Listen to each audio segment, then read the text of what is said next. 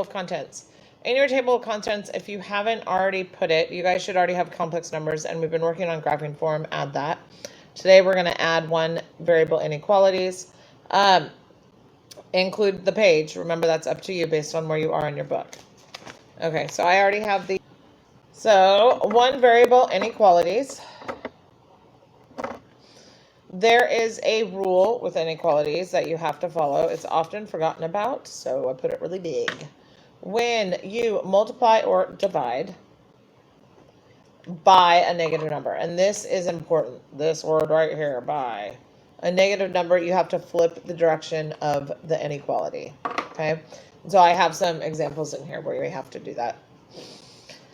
Okay, so here are two inequalities.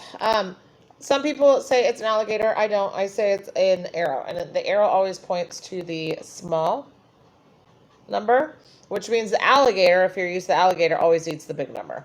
Same idea over here. The arrow always points to the small number, which means the alligator always will eat the big number. Okay.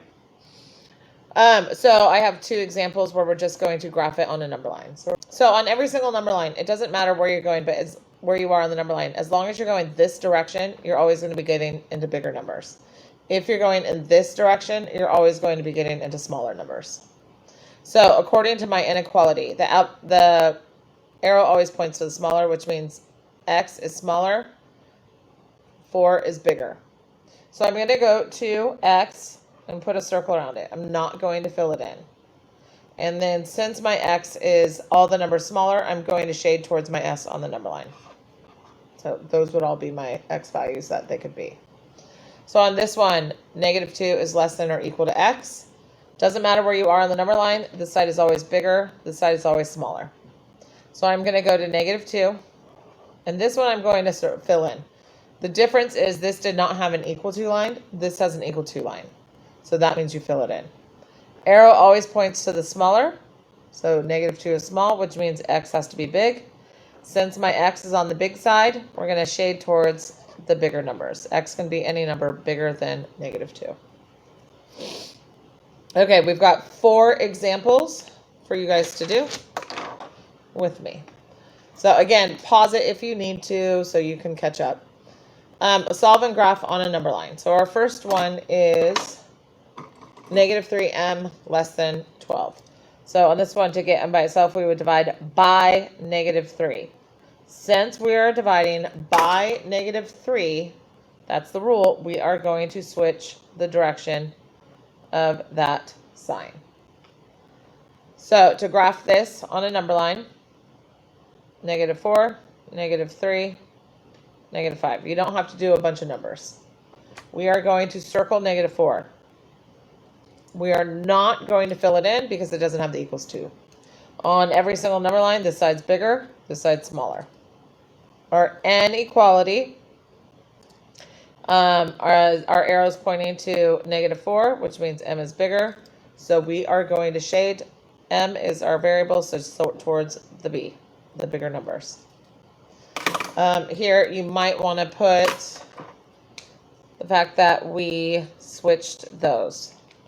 Highlight it so then it matches what's happening here because we're dividing by -3. Okay, number 2, our first step would be to subtract 2 from both sides. -2 minus 2. X divided by 4 is less than or equal to -8.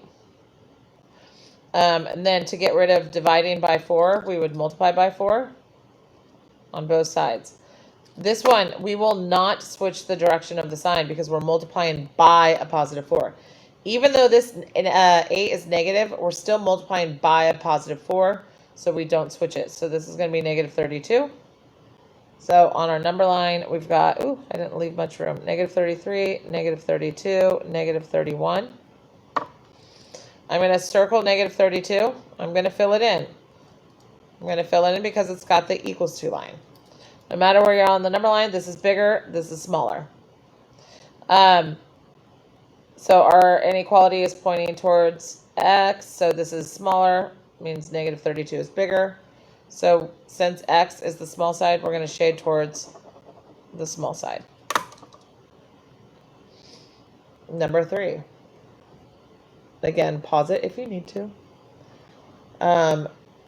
Those should have been 1, 2, and 3 are very much math 1. Math number 4 is math 2/math 3. So the first thing we're going to do is distribute. So I am going to distribute negative 2/3 x plus 2/3 less than or equal to 4x plus 1. Okay, and then I'm going to fraction best. I don't want to deal with denominators of 3, so I'm going to multiply everything by 3. So this turns into 3 times negative 2, which is negative 6. Negative 6 divided by 3, negative 2x. 3 times 2 is 6. 6 divided by 3 is positive 2. Less than or equal to 3 times 4 is 12x. 3 times 1 is 3. Remember, once you multiply one thing, you multiply everything. So don't forget the other side. I'm going to get my x's on one side and my numbers on the other. So I've got negative 14x is less than or equal to 1. And now I'm going to divide by negative 14. We are dividing by a negative. So we have to remember to flip this sign. So it is a less than. So our answer is now x is greater than or equal to negative 1 over 14. So to do this on the number line, you just have to, when it's a fraction, just put it where it kind of would be in between its whole numbers. Negative 1 over 14 is in between 0 and negative 1. Here's 1, here's negative 2. No matter where you are on the number line, this is always bigger, this is always smaller. So according to our inequality, it is pointing towards this side, so this is smaller, this is bigger. So I'm going to circle negative 1 over 14. This is a pretty small number, so just make it pretty close to 0. I'm going to fill it in. And then my x is bigger, so I'm going to shade towards the bigger.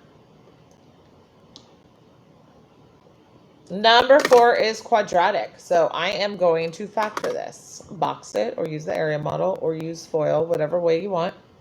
So this will factor to x minus 9 times x minus plus 1 is less than 0. So we know that if we were to graph this, our x-intercepts would be at 9 and negative 1. So on my number line, I'm going to put 9 and negative 1. Now, since this is an inequality without the equals to line, I'm going to put circles on that, and I'm not going to fill them in. Now we have to figure out where it's shading. So this is where I pretend I'm going to graph it. So I'm going to use a dotted line here because it's not technically part of our answer. It's just here to try to explain it. So if we were to graph this, it would be a parabola. Since it opens up, it would be a parabola that looks like this. Okay? Our question is asking basically, where is this parabola smaller than 0? Well, if I put this on a coordinate plane, our parabola is smaller than 0 underneath the x-intercepts. So here. So my parabola would be smaller than 0, where my x values are negative 1 to positive 9. So now to write that, so that's the number line. Basically, it would be the number line without the parabola. The parabola is there just as a visual. So if I look at this, remember this side is always bigger. This side is always smaller. So if this is 9, my x values would be smaller. So here my x values have to be smaller than 9. And my x values on this side have to be bigger than negative 1. So x has to be bigger than negative 1. That is a perfectly fine answer, but sometimes they write it as a compound inequality, which is when you have two inequalities that are written together as one. And what they would do is they would say, in order from left to right, what am I doing? They would say negative 1 x, and 9. And x is between them. So -1 is less than x, and x is less than 9. So -1 and 9, x is between them, so that's the same thing. These two are exactly the same answers. So you'll just have to get used to seeing that. Okay? Okay, that's it.